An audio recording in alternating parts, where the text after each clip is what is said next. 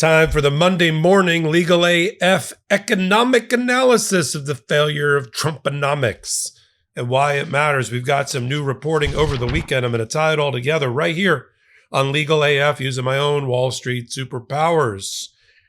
Let's look at the big picture. Trump-enomics is failing. Not because I want it to. I'm in this economy like everybody else. But because Donald Trump's failed policies of chasing after other human beings and making them go deep underground as part of his immigration and removal process has decimated entire sectors of the American economy. That's one. Two, he's cut off the fuel line. The billions of dollars that states relied on from the federal government to run their programs, to hire people, to pump into the economy is gone. Hundreds of thousands of state and federal workers are on the unemployment lines. They are consumers, they're voters. And that has had a devastating impact on the economy as observed by the Federal Reserve. Now take all of the federal aid, U.S. aid abroad, which has been completely cut. The umbilical cord cut. Billions and billions of dollars that went through the State Department, which basically does not exist any longer. There are so little people that work in the State Department that they're not even doing their job. That's why Donald Trump has Steve Witkoff, his golfing buddy and crypto buddy, a small-time developer in Florida, run around being his special envoy because there is no diplomacy. And we used to use money to curry favor and to make people through humanitarian aid see the light of being aligned with America and a democracy. No longer. And behind every one of those dollars going out to foreign countries that stopped them from looking to China and Russia instead was an American job. And so that's been taken away from the economy. Then you have the tariff war. Donald Trump putting up protectionist tariffs, a wall of between 15 and 20% worldwide on all imports. All imports. Who's paying that? The American importer. The countries aren't paying it. When Japan agrees to a 15% tariff, that doesn't mean they're paying it. You're paying it. The American importer is paying it. It's not like Japan or European Union strokes a check. So you have that going on. The last time we had tariffs this high was 1930. It was the Smoot-Hawley Tariff Act of 1930. So infamous because it precipitated and led to the Great Depression when rates were up to 24%. And now you've got Donald Trump not only attacking the Federal Reserve because he wants to lower rates to wallpaper over his failed economic policies, which is not going to happen anytime soon. Didn't happen 3 days ago, when the Federal Reserve's Open Market Committee met. A 9-2 vote against rate cuts because they saw all the terrible numbers because they did their own data analysis, even in advance of the Bureau of Labor Statistics issuing their job report that showed Donald Trump and his economy and Trump-enomics are doing poorly, woefully. You don't shave 258,000 jobs, poof, disappeared from May and June from Donald Trump, who've been lying to the American people about his job creation. You don't lose all of that because your economy is doing great. Donald Trump's response, fire the economist, fire the statistician, fire the commissioner of the Bureau of Labor Statistics. Our gold standard was our gold standard that was relied upon worldwide by all members of financial services, by the Federal Reserve and others, and ultimately you and me for reliable reporting. The problem is not the statistics. The problem is not the job loss that was reported by the Bureau of Labor Statistics. The problem is Donald Trump's failed economics, Trump-enomics. He doesn't want to fix Trump-enomics because how can he?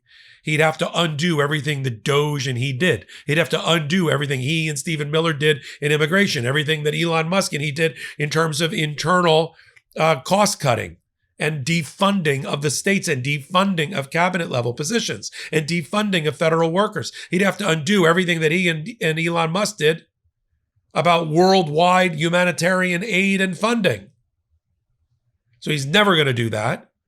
And instead, to reward his benefactors, he raised the force field of barriers of trade up to 20% worldwide on everything that comes in. You don't think that's going to lead to your personal basket of goods at the supermarket and other places and Amazon, wherever you shop, that's not going to go up considerably now? It's already up 3.3% since last year. He was supposed to drive prices down. He drove them up. You go to the supermarket, you've got a basket with all the things that you need for your family. And now when you get to that cash register, you're 3.3% short because you only brought the money from last year. Where are you going to get it from? From where? Donald Trump's also cutting Social Security, Medicare, Medicaid, food stamps, other means of assistance. Where are you going to get the 3.3% from? Not Donald Trump. And they're only going to go up higher. As jobs fail, job creation fails, and the economy starts to sputter. Because you can't unplug all the inputs from the economy. You can't take out America from the American economy and stop their spending and hope the economy continues to work properly. And I knew we were in trouble in February and March when Donald Trump had his Commerce Secretary, Howard Lutnick, who I used to work for, say out loud that he didn't trust the statistics, that he was going to undermine the statistics, that they were going to cook the books. They were going to cook the books. I don't like the way GDP, gross domestic product, is measured. I think we should take the government and its role in the economy out of the measurement. Who said? What economic class did you attend that says that's how you're supposed to measure the economy? I'm going to defund the advisory committee that's responsible for economic statistical analysis. Why? I'm going to defund the Bureau of Labor Statistics. Why? Because I don't want the Federal Reserve to have proper numbers? Because I don't want the American people to know how bad Trumponomics was going to be?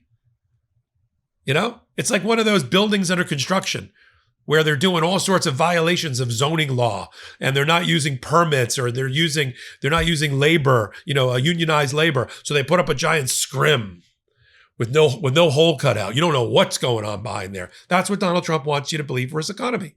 He puts up a phony scrim like a Potemkin village.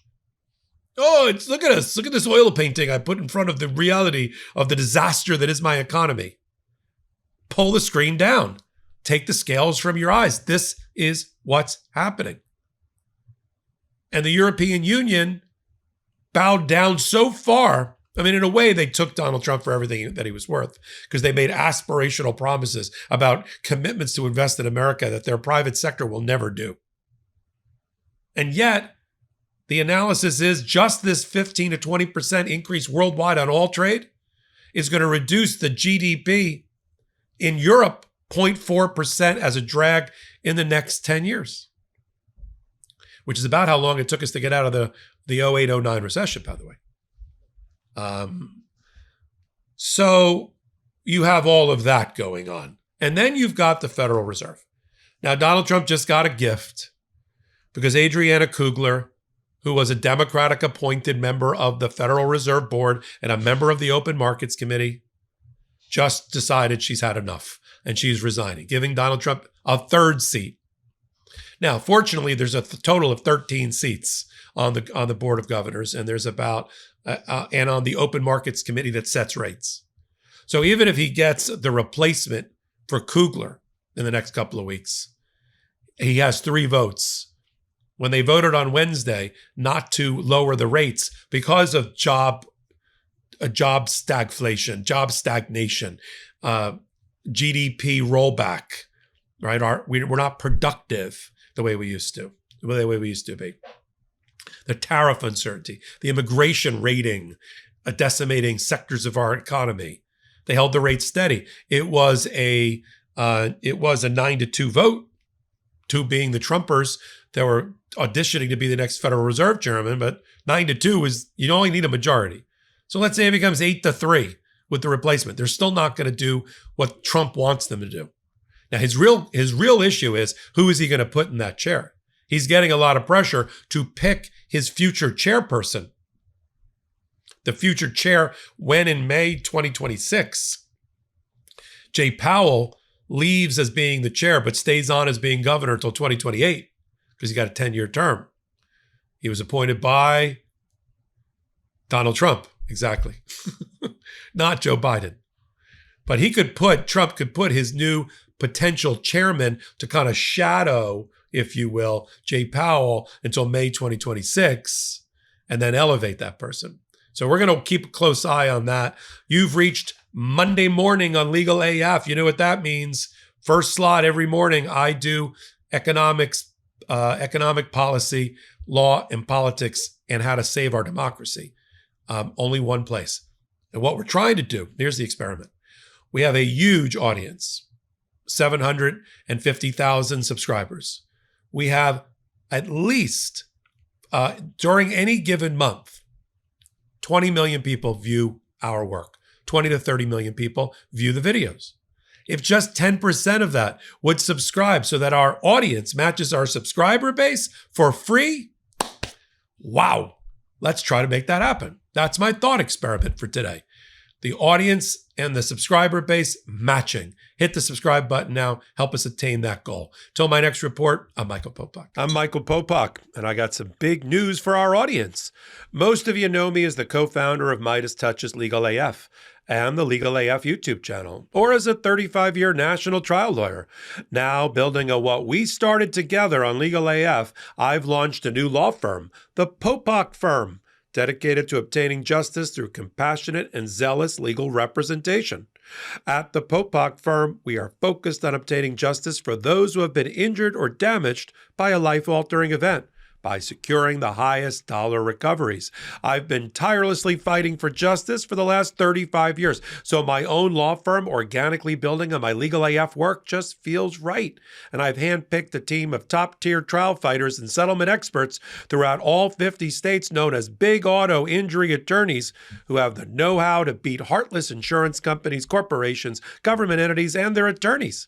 Big Auto's attorneys working with my firm are rock stars in their respective states and collectively responsible for billions of dollars in recoveries. So if you or a loved one have been on the wrong side of a catastrophic auto, motor vehicle, rideshare, or truck accident, suffered a personal injury, or been the victim of medical malpractice, employment harassment or discrimination, or suffered a violation of your civil and constitutional rights, then contact the Popok Firm today at 1-877-POPOK-AF or by visiting my website at www.thepopokfirm.com and fill out a free case evaluation form. And if we determine that you have a case and you sign with us, we don't get paid unless you do. The Popok Firm, fighting for your justice every step of the way.